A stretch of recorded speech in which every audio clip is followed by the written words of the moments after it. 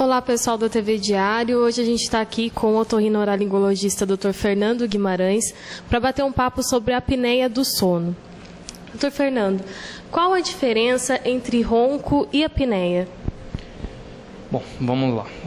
Ronco é um ruído provocado pela vibração das estruturas moles localizadas na região da garganta, como úvula, véu palatino, enfim. A pessoa tendo uma flacidez nessa região ou um aumento na resistência das vias aéreas superiores, ela vai ter uma dificuldade maior para fazer a inspiração. Com aquela inspiração mais trabalhosa, mais dificultada, isso vai gerar uma vibração dessas estruturas que eu mencionei. Isso vai gerar um ruído. Esse ruído pode variar de leve, moderado a alto.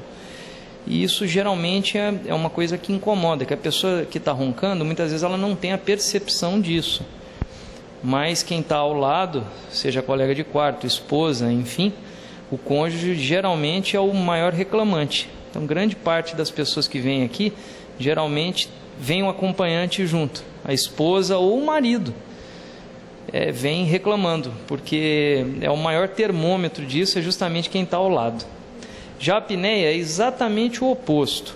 A apneia são interrupções do fluxo de ar nasobucal, ou seja, o ar que passa pelo nariz e pela boca, garganta. Essa interrupção pode ser total ou parcial, podendo ser acompanhado ou não de uma baixa oxigenação sanguínea, ou seja, o indivíduo para de respirar.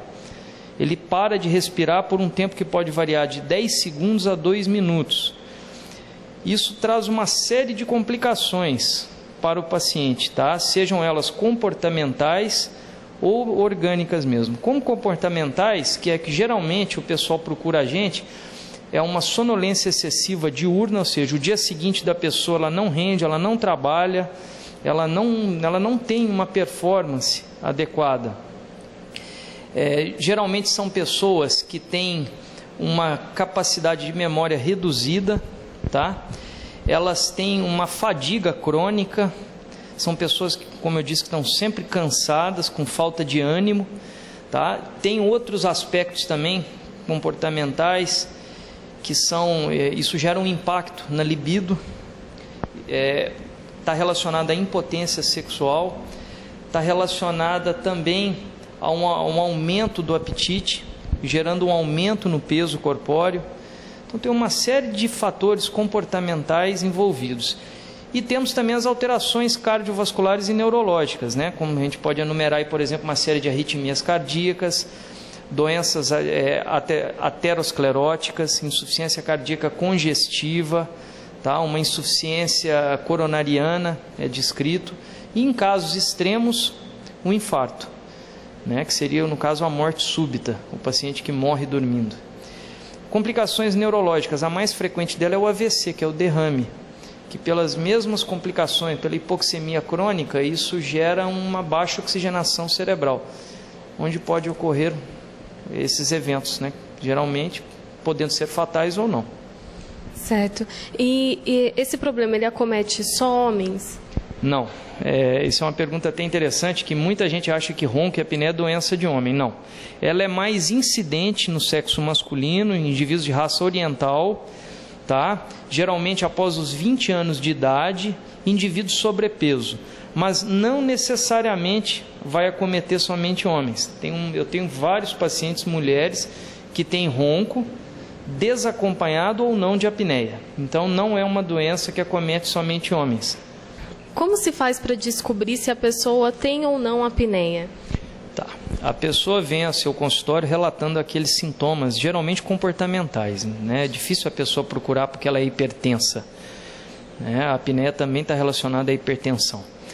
Ela vem geralmente porque ela tem muito sono durante o dia, ela tem sono quando está dirigindo, tem sono quando vai à igreja, tem sono quando vai ao teatro, ao cinema, enfim. E no trabalho começa a ter repercussões. Então ela te procura geralmente por causa disso, ou porque a esposa traz, ou o marido. Como é feito a rotina disso? É feito uma anamnese, que é uma história clínica, onde o paciente vai contar isso tudo que ele sente, e a gente vai nós perguntamos a ele algumas coisas para dirigir o questionário, né? Para fazer uma coisa mais direcionada. É feita uma medição, uma aferição de peso, altura, calculado o índice de massa corpórea, circunferência cervical, tá?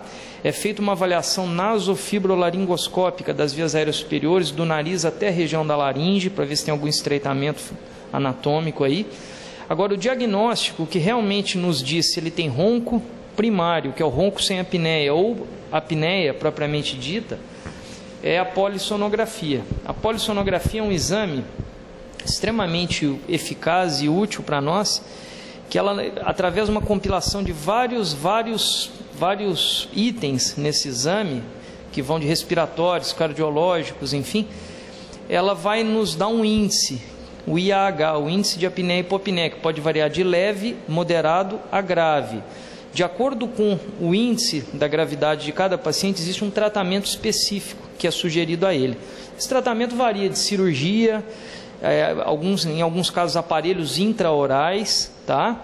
Até o uso do CPAP, que é aquele aparelho, né, um dispositivo de pressão contínua de vias aéreas superiores, que vai controlar a respiração, isso para casos selecionados. É um equipamento que a pessoa tem que dormir com ele toda a noite.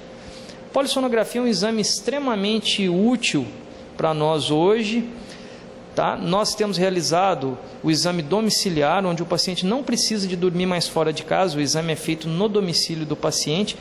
Isso gera uma eficácia e uma confiabilidade maior no resultado. Nós temos tido uma experiência muito boa com isso. Legal. Vanessa Prado, para a TV Diário.